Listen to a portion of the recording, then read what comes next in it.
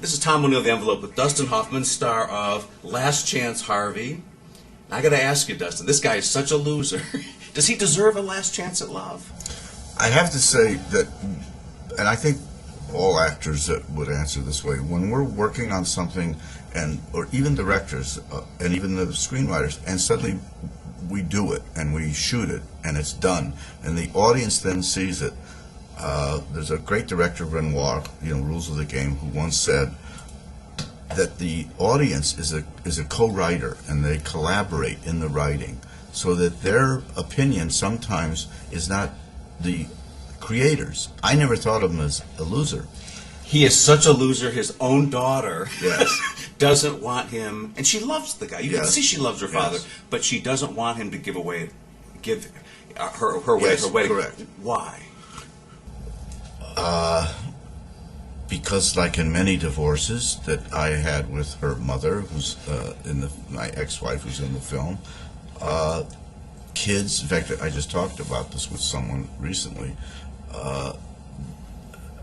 The kids somehow pick up that they have to pick one parent over the other, and many times the kid, the daughter, the son, will choose the mother, and sometimes the father backs off rather than trying to pull the kid apart, and just waits until the son or the daughter matures to a certain point where they don't see one of the parents as being the villain. And I think that was our subtext in this piece.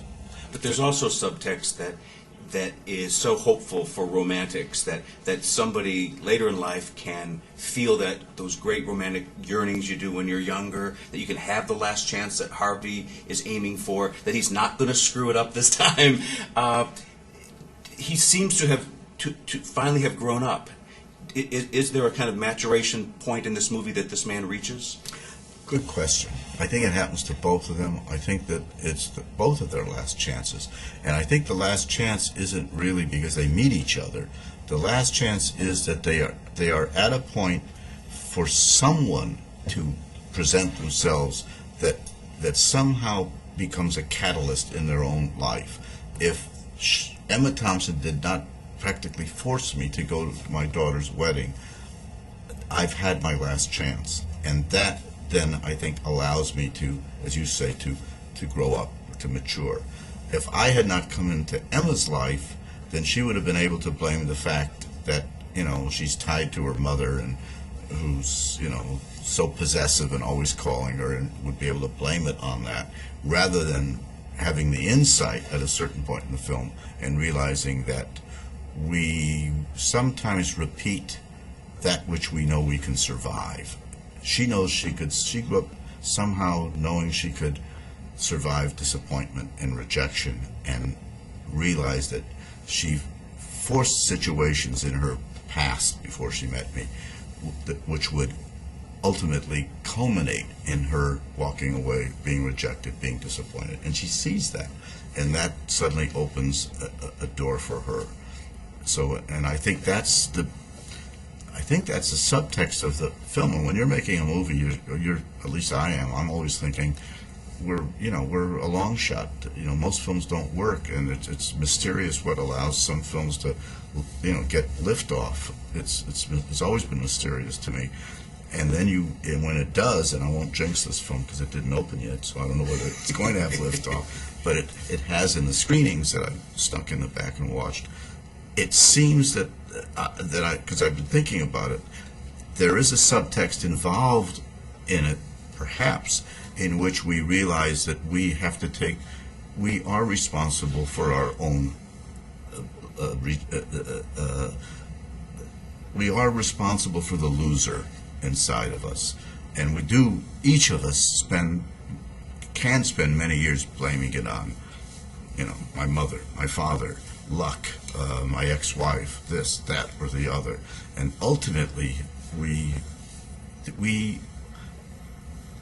have always that chance of living. No, not living. How can I put this? I'm not sure most of us really feel we deserve the life that we deserve. And I think that's what this film speaks of. This movie has such enormous depth and feeling. You mentioned the reaction it's getting at audiences. It has great Oscar buzz. You've had two histories with Oscar, I think. Early in your career, you were really rough on Oscar. You even gave the notorious comment that it's an obscene evening. And then you remember this, and then you kind of mellowed, and you really seemed to appreciate it, and you won a couple times. What's the difference between the two? Why did your perspective change? It didn't. I was taken out of context. And the first one was an interview. I was directing a play, and we were trying out in Washington. I tried to make it a shorter story than it is. And the guy said to me, he was asking me these questions, and of course, the show came on just prior to the Oscars. It was a show before those Oscars. He asked me if I was going. I think I was nominated. And I said no, and he asked me why. And I recalled to him the first time I was nominated, which was an obscene evening, I believe, and it was for The Graduate. And what made it obscene, I thought, was that Martin Luther King had been assassinated, I think, just prior to the Oscars, and Oscar didn't want to postpone. And it took, I think, it was kind of historic, and you're an authority. So it took, I think, like a special letter sent by Harry Belafonte, Sammy Davis, Sidney Poitier, I can't remember, I think it was like 5 Afro-American people that said, this is, in many words, obscene. You would postpone it for, a white, great white person who, had been assassinated. And finally, they postponed it for 1 week. And I then went, in fact, I went with Eugene McCarthy's daughter, because McCarthy was running for president. It was on an anti-Vietnam platform, so I was trying to, make a political statement as well. I reluctantly went, because I thought it should have just been longer. And Bob Hope, one of our great entertainers, actually was out there at times in a monologue, doing a monologue, making jokes about having to pack and unpack, and getting laughs. Wow. And I said this, used this adjective obscene within the context of that, but once he cut it and made it, it took on another meaning. What I really feel about the Oscars is that I do think that I wish they went by the same rules that I think the foreign films go by. You have to, or documentaries, or maybe. Where you actually have to see the movies? Yes. As a voter? Yes. You have to sign before you go in, because I know what I do. If I get the Oscar ballot, I mean, personally, if I haven't seen all 5, I don't vote. I just don't vote.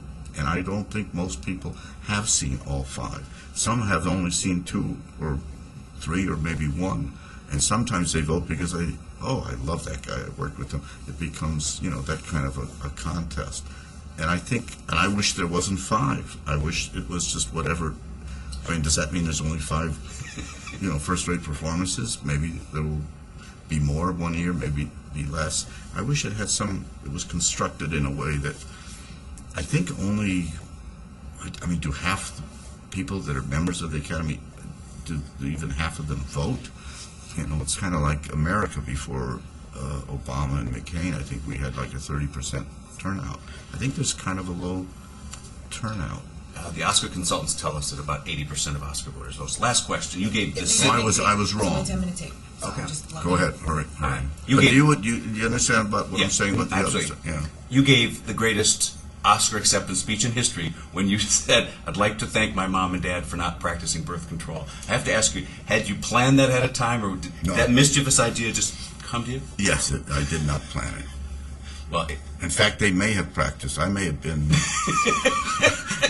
one of the few prophylactic aneurysms